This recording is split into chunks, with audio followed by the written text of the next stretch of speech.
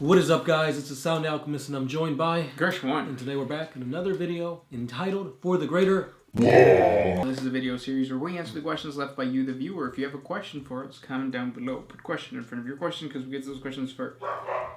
That is what Star Fido Pero did. Those are the screaming hounds of chaos. Ignore them, please. But he asks, what did the Xenos do during the Horus Heresy? Did any of them use the opportunity to hurt humanity? Yes. Yeah.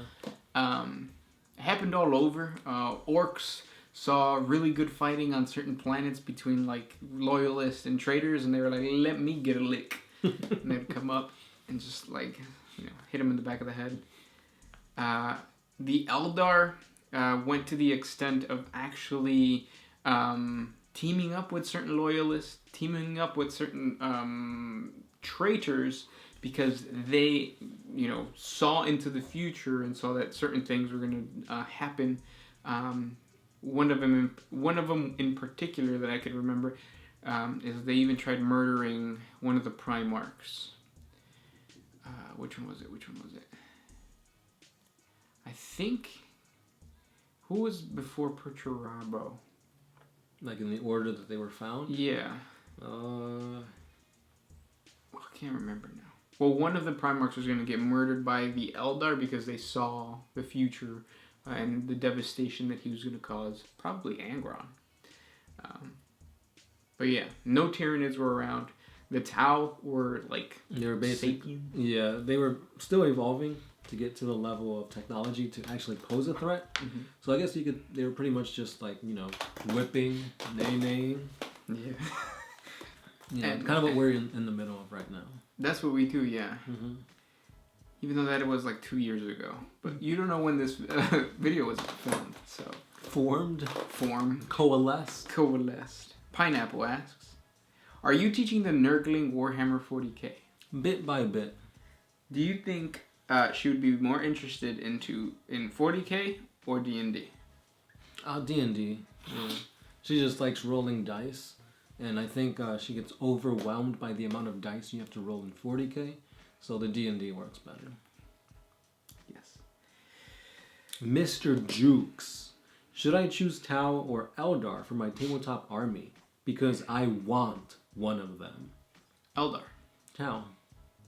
I mean, if you can nay-nay and whip, go for the Tau. But if you juke...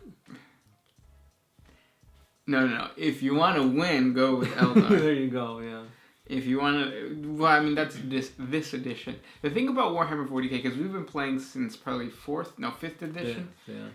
And when a new edition comes, your army might get completely overpowered or completely trashed. Mm-hmm. And even within the edition itself, at the start of this current edition, orcs weren't all that great. Now, they're like the cream of the crop, to the point where I feel bad when I play them because I'm going to murder anybody I go up against. But yeah. It's true. So just play whatever you want. Editions will come and go. Don't sell your army. Whip and nay-nay. Yeah. And even between your army, like, you might have bikers that are really good one edition and they suck the next edition. Yep. Mm-hmm. Foreshadow. Boom, boom, boom. Next question comes from Flute. What is a way that you recommend to start to get into the lore of 40K?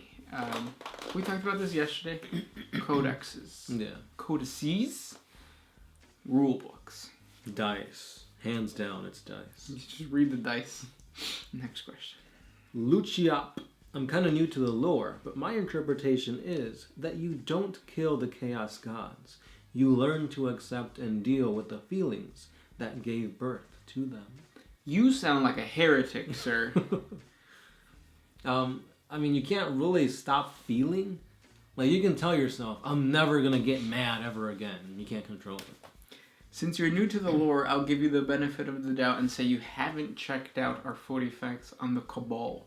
Because the Cabal actually had a plan to destroy the Chaos Gods, or at least weaken them to the point where they wouldn't be able to coalesce within the war. Because you got to know that because the Chaos Gods are emotion, really they're just a forming of those emotions. kind of like in a tornado flew around my room before you came. It popped in my head. When you think of a tornado, it's a powerful force. It's really just wind, though. You can have wind outside that does nothing to your house, or you can have a tornado. The Chaos Gods are that tornado. What the Cabal was trying to do was make it so that the tornado would go back to just simple wind. And then, like, you know, damn, this is a pretty cool analogy. I just thought about it. And that's what they were trying to do by letting Horus win, then creating an even worse civil war within humanity, and most of humanity dying out. And then there was no more fuel to build up that chaos tornado. Brush your shoulder off, boy. Go on with your bad self. Let me see some. Next question. This one's by Alexander Thomas. This one was partially answered in the 40 Facts of the Dark Age of Technology, but how did the humans colonize the galaxy during the second Dark Age of Technology without them having navigators and the Astronomicon to guide them? They were called short jumps through the warp. They would just kind of like skim, kind of like what the Tau do.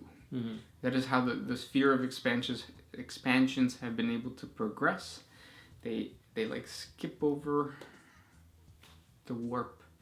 Yeah, like they don't actually go into the warp. They kind of like meander and tiptoe across it. Mm-hmm. Which is different than what the Tyranids do. But that's for a different video. Next question comes from Rylan Calderon. Can Necrons have biological avatars for reproduction purposes in order for their numbers to grow? No. No. Because that's like saying, I'm a Necron, I'm going to take over this human body to make another human. No. No. They don't have souls unless they're Necron lords and cryptex and stuff. But no. They don't need to reproduce because they can just build. Yep. Benjamin Manning. If the Tau Empire continues to expand, will they be forced to treat their Xenos allies as true equals? At some point, the Tau will eventually become a minority in their own land, which will then cause them to increase their chances of losing power. The idea of the greater good won't be enough to keep the Tau allies complacent underneath the Tau rule when they're seen as the minority. Well, when you think about it, the Ethereals are the ones that control the Tau, and they are the minority. So, as long as the Ethereals have that, whether it's mind control or some type of way to control the masses, it doesn't matter if they're the minority, because chances are they're already the minority right now. Yep. You're thinking of the Tau Empire as like some social democracy where like you still get, each Tau caste gets a vote. They don't. No. It's the Ethereals. They command and they rule over. So it doesn't matter what you are. Also, because it kind of, everybody compares the Tau Empire to communism. During the whole Soviet Union bit, the Eastern Europe that was taken over after World War II, Stalin had colonization plans. I don't know what they were called. But basically, he would give tax breaks, bonuses, well, probably not tax breaks, but like they would give bonuses for families to move from Russia to these Eastern European countries to just settle there. They were essentially colonizing. So I feel like the Tau would do the same thing. So like they conquer a world that's native to, like, let's say the Kroot. So not exactly, is it Peach or Peck? Not exactly Peck, but like another planet. They would actually have a bunch of like earth casts, water casts get sent to that planet so that minority balances out, and right. But they'd have to terraform the planet, create their own cities and stuff like that. Yeah, which is what they do. But I do think yours is like just kind of answers it a little better. Yeah, and most of the time they kind of take control because they have the better technology.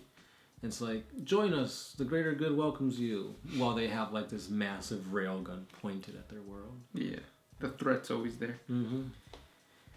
Next question comes from the big one. He asks, when a space marine dies in combat, what happens to his armor? Is it retrieved and repaired, or is it just abandoned? anything that a Space Marine dons, whether it be armor, weaponry, like sigils, stuff like that, that is considered a sacred relic of the Imperium. So they're going to do pretty much everything in their power to retrieve it, even if it means like a suicide mission, depending on how rare that armor is. You have to remember that a lot of the old school, like Horus Heresy armor is like way better than the current, which is why a lot of like the higher name characters have special armor from back in the day. Right. I don't know now with like the whole Primaris stuff. Yeah. It's almost like coming back to back. Yeah. Because I would assume so. Because like, why would Calgar like leave his armor?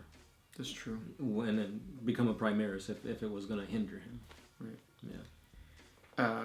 Next question comes from Oscar NG. Would humanity enter another golden age if the Imperium and the old humans work together, minus the AI? Or is AI the reason why humanity entered the golden age?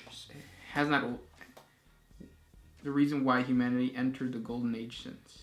Or hasn't? One letter at a time. Well, it just doesn't really make sense. Sound it out phonetically. Phonetically. So to answer that, I gotta reread it. I think he's asking is if humanity and AI teamed up again, could they come back to like a golden age? Okay. Without making AI to the point of them like rebelling. No. Just because of chaos. Chaos wasn't as chaotic back then during the dark age of technology as it is now. Now there's like a giant influx. Yeah, within the warp, and like there's warp rifts and warp tears everywhere. Right. So that's a bigger problem than just like the Men of Iron rebelling. Yeah.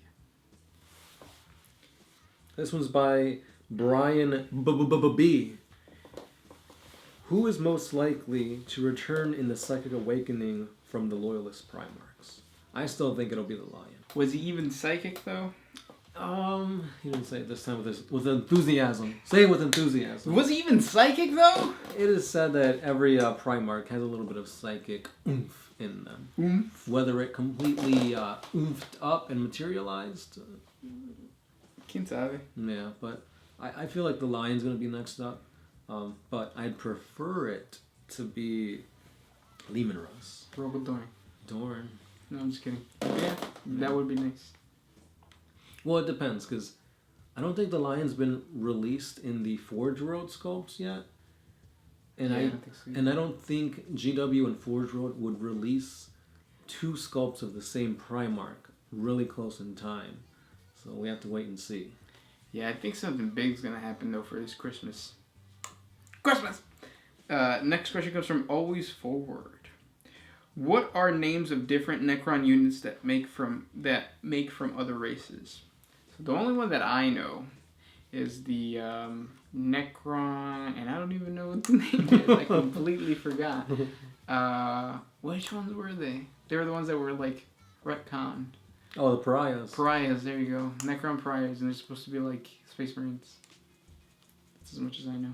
Yeah, I think that's it. Because everything else is all like either Necron tier that became Necrons, or they're like canoptic constructs, like the Wraiths, the Spiders. Yeah. Then one more question from Always Forward. It's like he said the same question over and over again. Okay. All right, and those are the questions for today. Thanks for sending those questions our way. And if you guys want your question answered and it didn't get answered, do what he did and just comment over and over and over. Yeah, hit us up on Patreon if you want to support us that little bit more. $1 a month goes a long way. Hit us up on the Facebooks for more things, 40K, D&D, that kind of thing. And stay subscribed on the tubes. Gershwan. Sound Alchemist, out.